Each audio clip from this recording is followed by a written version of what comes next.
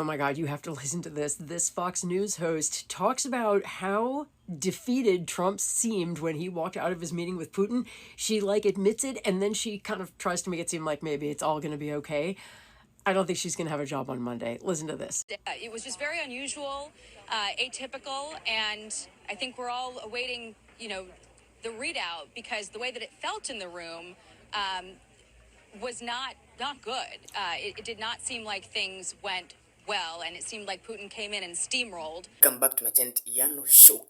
Hope you're good, hope you're fine. So guys, I just want to appreciate you, my new subscribers, for the support you are showing my channel. So guys, there is a Fox News that has said that Donald Trump was humiliated there in Alaska, and the news that have come out, many people have reacted on this story. Is that they are saying that the meeting between U.S. president and Russian president, where we see that the crowd and the whole scenario that put Donald Trump didn't want any questions, and they are saying that Trump was humiliated by the crowd and humiliated in front of Putin. So I don't know, guys. I don't know what is your take on this story. Do you believe that Trump was humiliated by the crowd or by the whole meeting? So guys, don't go just subscribe, like, comment, and share. Oh my God, you have to listen to this. This Fox News host talks about how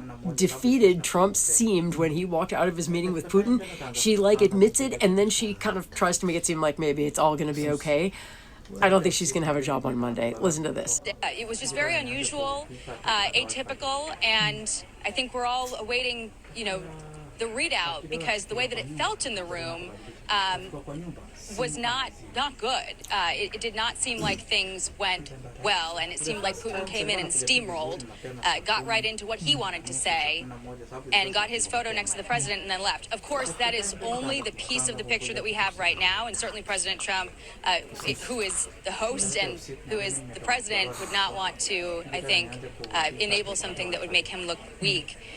But we are eagerly awaiting to hear the background on that. And I will also note that we didn't see any sort of scowls on the faces of the likes of Steve Witkoff or Secretary Rubio or any of the other members of the U.S. delegation. And I think had it been concerning, we might have seen something there. But just to paint the picture for you. Well, I don't know. The rest of the guys weren't scowling, so I'm sure it's going to be fine. Oh, I'm sure Trump just didn't get played within an inch of his life, because Putin can run circles around him, and he clearly just did. Even Fox News says so. Oof, that's embarrassing.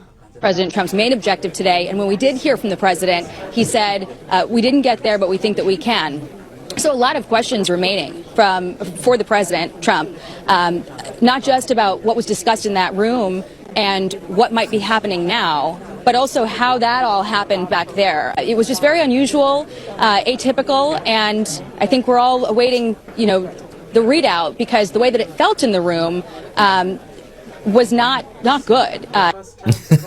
You see, freaking Fox News, and she's good in explaining the situation. She felt it herself. Yeah, later on, other propagandists from the Fox News, they start to tell completely different story, that as well as Donald Trump himself, that it was a good meeting, 10 out of 10. Yeah, we reached the progress, but in fact we understand that this is complete failure. Speaking about uselessness, and I filmed video like 3 days ago saying that this meeting will be useless. Guys, even I didn't expect this embarrassment and cringe to happen like that. It is the total failure. If presidents meet at this level, there should have been the agreement, or usually they meet just to sign something, but here they discussed what happened. Nothing happened. We are at the same point as we were 2 days ago. No change, absolutely. It did not seem like things went well, and it seemed like Putin came in and steamrolled, got right into what he wanted to say,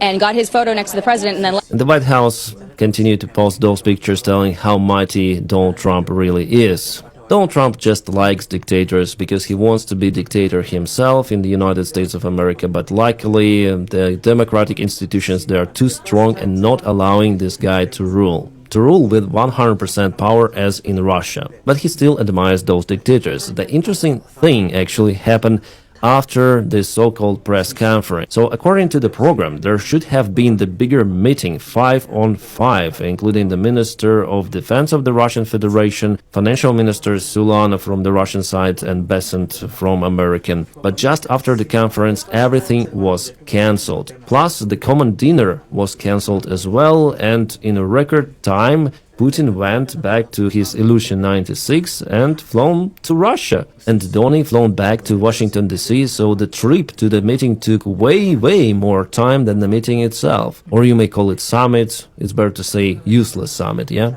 What is also shameful that there were American airplanes convoying the Russian jet with Putin's. Well, in a perfect world of the American Hollywood justice, those fighter jets should have hit the airplane with something.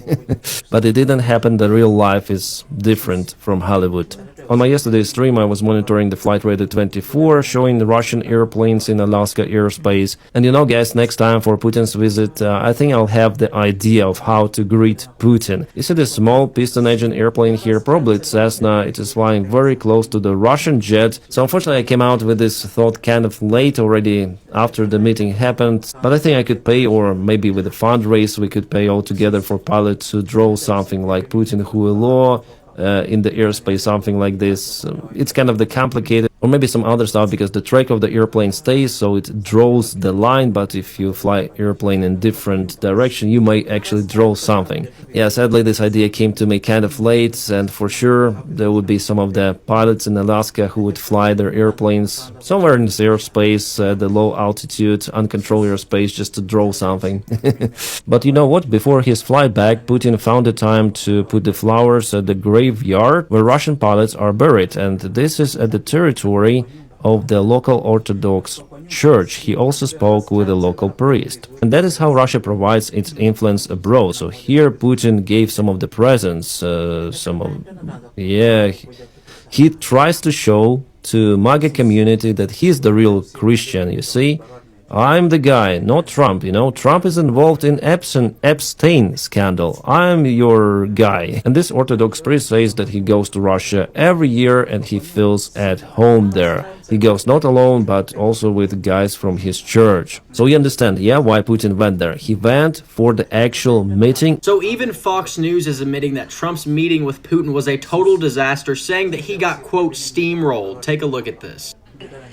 Was not good. It did not seem like things went well, and it seemed like Putin came in and steamrolled, got right into what he wanted to say, and got his photo next to the president. And then So, of course, there was no deal made. Putin just got his picture with Trump, clowned him, and then left. He had people literally showing up in USSR shirts. How disrespectful is that? To make things worse, Trump laid out a massive red carpet for him and was clapping when Putin came up to him, but Putin said, "I don't care. I'm not making a deal with you." There were no negotiations, no substance, and no wins for Trump. Just optics, and optics that made Putin look good. And the best part, the luncheon that was supposed to happen after they met was canceled. No shared meal, no diplomacy, and no relationship building. Just Putin grabbing the spotlight and humiliating Trump, then leaving. You know, Trump always loves to refer to himself as the master negotiator. He said he was going to end this war in the first 24 hours of being in office, but here we are, months later, and there's no end in sight. Putin is humiliating him on the global stage. Even Fox News, which is basically his propaganda network, couldn't spin this as anything other than a complete failure. President Trump, I just saw your press conference with President Putin, and it was embarrassing. I mean, you stood there like a little wet noodle, like a little fanboy. I mean, I was asking myself, when are you going to ask him for an autograph or for a selfie or something like that? I mean, you literally sold out at this press conference our intelligence community, our justice system, and worst of all, our country. You're the President of the United States. You shouldn't do that. I mean, what's the matter with you? I mean, whatever happened to the strong words or to the strength of Ronald Reagan when he stood there at the Berlin Wall and he said, "Mr. Gorbachev, tear down this wall"? What happened to all that? Donald Trump just got instantly humiliated in Alaska by Russia as Donald Trump was landing into Alaska, and he kept on posting high stakes on his social media platform. Russia's foreign minister Sergei Lavrov showed up to the negotiations wearing a USSR shirt. Technically it read CCCP, which means USSR, the Soviet Union. Lavrov is trolling, mocking Donald Trump and the United States and Ukraine on United States soil. You see it right here. Here's how Paul C. puts it. Lavrov mocks America right in their own backyard by showing up wearing a t-shirt that says CCCP or USSR. If Trump doesn't react, America will become the world's laughingstock even more than it already is. The Telegraph reports Foreign Minister Sergei Lavrov appeared to goad Kyiv by wearing a jumper emblazoned with CCCP. Lavrov showed up in Alaska wearing a USSR sweatshirt, very reassuring to at least 14 of Russia's neighbors. That's sarcastic, of course. Watch as Russia's foreign minister enters, mocking Donald Trump and the United States. Let's play this clip. Сергей Викторович, а вы первый раз на Аляске? Лизейте, скажите, пожалуйста, первый? Вам нравится? No, Donald Trump's response is high stakes, exclamation point, exclamation point. And by the way, who else wore CCCP shirts before like that? Oh, yes, it is J.D. Vance who previously wore it. Can you imagine what would have happened if former Vice President Kamala Harris was seen in photos wearing that the way J.D. Vance did in his past? Donald Trump is also rage posting right now. I guess this is how he preps for negotiations as he tries to sell out Ukraine in Alaska. He writes, it's just been found that Democrats are buying protesters in order to fight my attack on crime. These are criminals who support crime. They are unelectable. So Donald Trump spreading more conspiracies about the protests against him right now. And then Donald Trump praises the leader of Belarus, Putin's puppet, Lukashenko. Donald Trump writes, I just had a wonderful talk with the highly respected president of Belarus, Alexander Lukashenko. The purpose of the call was to thank him for the release of 16 prisoners. We are also discussing the release of 1,300 additional prisoners. Our conversation was a very good one. We discussed many topics, including President Putin's visit to Alaska. I look forward to meeting with President Lukashenko in the future. Thank you for your attention to this matter. Just think about it. Donald Trump has never said anything nice about Ukraine ever. He's never called Zelensky courageous or the Ukrainian people courageous. He's never told Russia, get the hell out of Ukraine. He's never said that Ukraine belongs to Ukraine. All he does is praise Putin, attack Zelensky, and My question is, Mr. President, what are you so afraid of? You didn't answer my question, sir. If all of your political opponents are dead, in prison, poisoned, doesn't that send a message that you do not want a fair political fight? Attacks on freedom in Russia. One of that country's most influential and fearless journalists was buried today after being murdered in a contract-style killing. His brutal war against his own opposition, his use of poison against dissidents both inside and outside his country.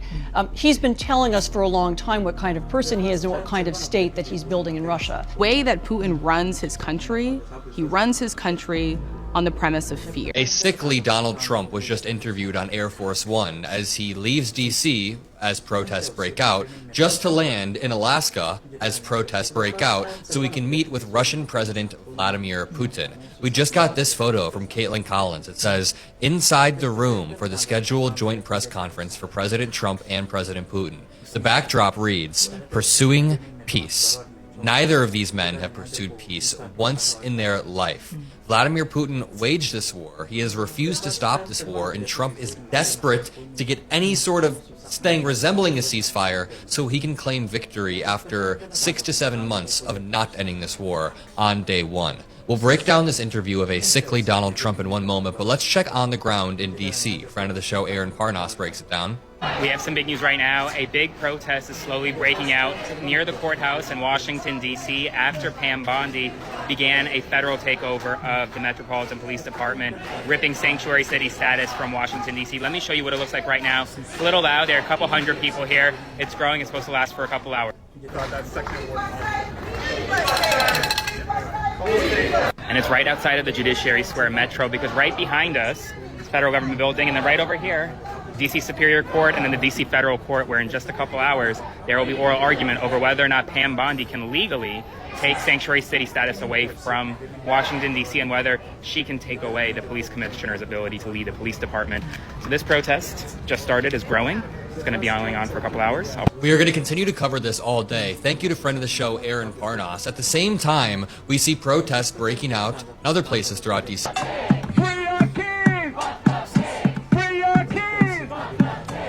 Free DC. Then we have more protests.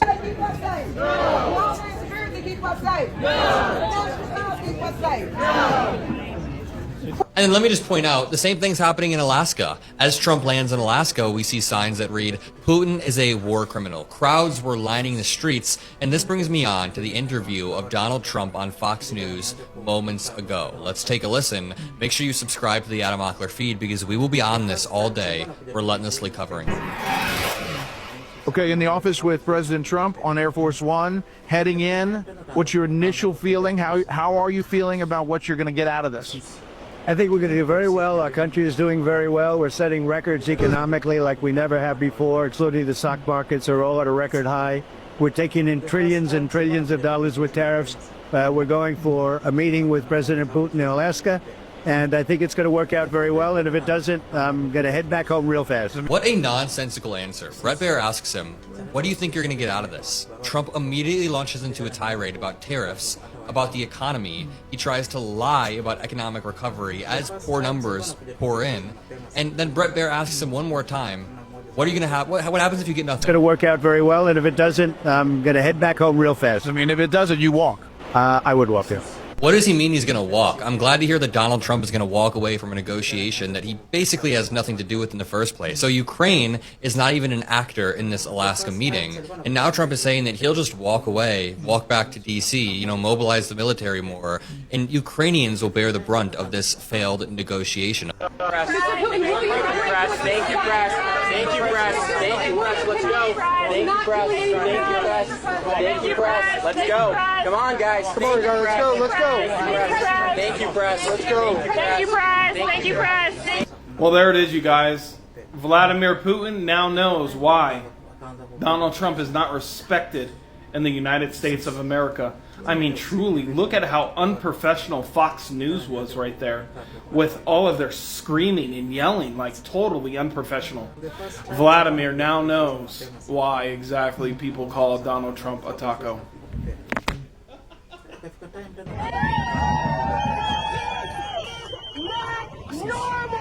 Donald Trump's meeting with Putin has turned into protest and mockery, some of it accidentally coming from centrist conservatives like Piers Morgan, who didn't seem to realize he was posting a picture with Trump in knee pads. And the people of Alaska are not happy with Dumpy Don, after he called Alaska Russia multiple times this week, including today in some sort of Freudian slip, a slip that Russian officials have jumped onto in order to push the narrative that Alaska truly belongs to the USSR. I've got a jam-packed video for you folks, so go ahead and subscribe to Really American and let's just jump right into it. Piers Morgan, the eternal centrist, has always had takes that are suspiciously naive. And one of them is that Trump has the ability or the intention of stopping the war in Ukraine. He attempted to post this kind tweet, I guess, encouraging Trump in his efforts, but it ended up being something of an accidental troll. He says, as President Trump lands in Alaska, I wish him the very best of luck in trying to secure an end to the horrendous war in Ukraine. It's refreshing to see a U.S. president who genuinely prefers peace to war. What the fuck is he talking about? Donald Trump is the most war-hungry president that we've ever had. We're talking about a man who ordered the military to fire on U.S. citizens back during the first term. But it seems like Piers Morgan posted this without realizing that Trump is wearing knee pads in this picture. The joke here is pretty clear. Trump has his pads on because he has every intention of meeting Putin on his knees. I hear that Trump loves the taste of Russian kielbasa. Now that was clearly a joke, but it's not like Trump doesn't just lay down and take it when he gets disrespected from the Russians. One of the Russian diplomats who came over with Putin was wearing a CCCP shirt, which is the Russian abbreviation for the USSR, seemingly as a signal to the Russian folks back at home that the USSR will be in Alaska. Now, a truly sovereign and strong nation would not allow for this suggestion to happen on U.S. Putin has once again proven that Trump is his bitch and will do anything to serve him. Here's why the meeting is actually being held in Alaska. Alright, we have some breaking news. Donald Trump has been eagerly hyping up this upcoming meeting with Russian President Vladimir Putin in Alaska like it's some WWE match, when in reality, hundreds of thousands, millions of lives are on the line. I mean, the future of global democracy is on the line, but here's what's happening.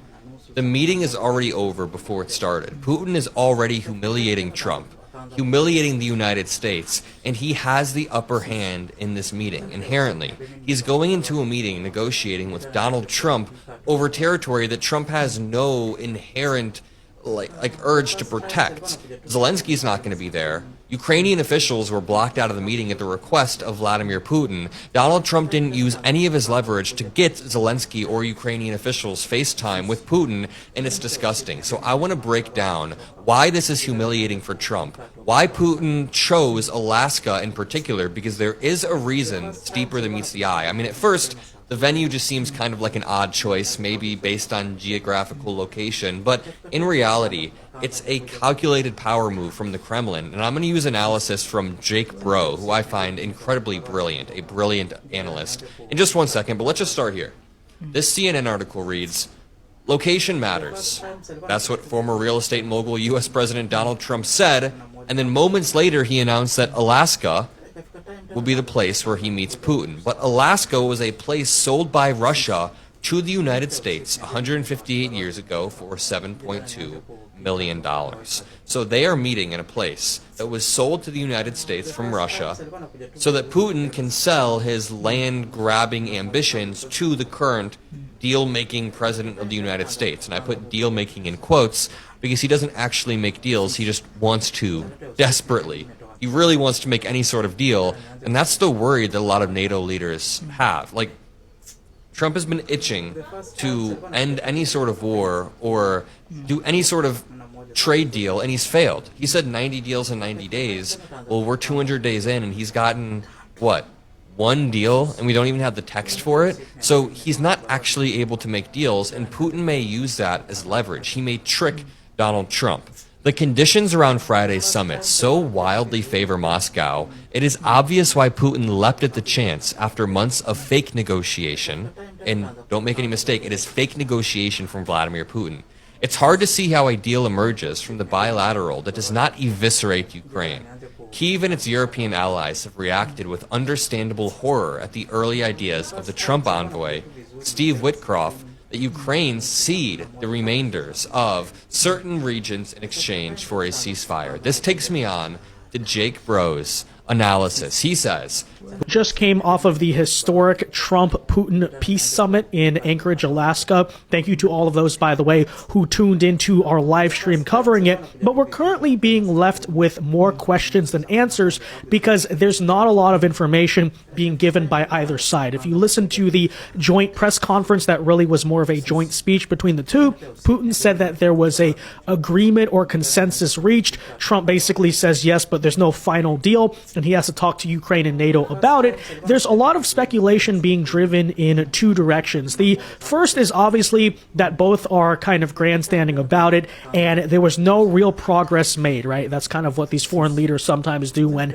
the meeting went nowhere. They're just like, oh, it was a great meeting, blah, blah, blah. But I think the second possibility that we ought to consider here, and when I watch the mainstream media script basically go out about this, I'm beginning to more lean that might be true here, is the possibility that there was actually genuine progress made, maybe not a final deal, but a framework of something to move forward, but those details are being kept from the mainstream media for the very precise reason that, as we will see them do today repeatedly, they are going to take that, any information you give them, and attempt to sabotage the peace. And why is that? I think there's two reasons. First of all, it's obviously the Trump derangement syndrome. They don't want him to have any victory, and they obviously understand that despite all of their talk about how everyone stands with Ukraine, no, deep down, it would be a major victory for him to settle this peace and win the Nobel Peace Prize. But secondly, perhaps the possibility we ought to consider why Fox News, CNN, and MSNBC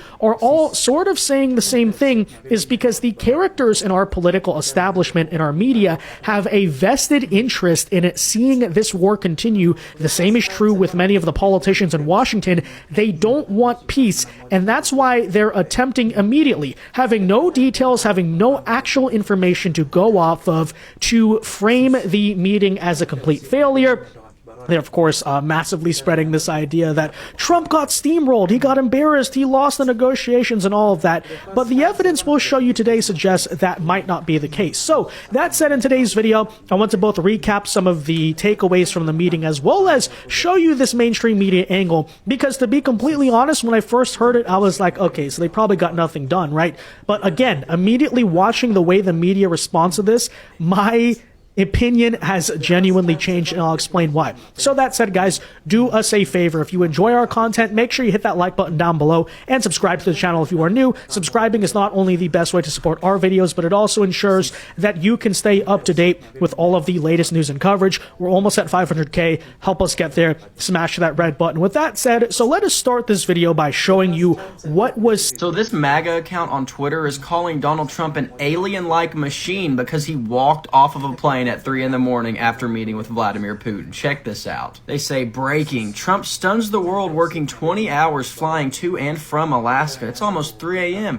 Trump has proven to be an alien-like machine. Truly remarkable. And it's just a video of him walking downstairs. Let's just be real. That meeting was a total failure. Trump didn't deliver anything meaningful at all. There was no peace deal or agreement, and he ran away from the press afterwards, not answering any questions. But now his supporters are acting like he's some sort of superhuman because he got off of a plane at night. And do they seriously think he wasn't sleeping the entire time to and from Alaska? He's 79 years old. He probably sleeps 18 hours a day. He's not working 20 hours. This over-the-top desperate praise of Donald Trump really just shows how much of a cult the MAGA movement truly is. They have no accomplishments to brag about, so they turn mundane moments, like Trump walking down a flight of stairs, into moments to praise him. If the bar is that low for an accomplishment, then it's clear that Donald Trump failed in Alaska.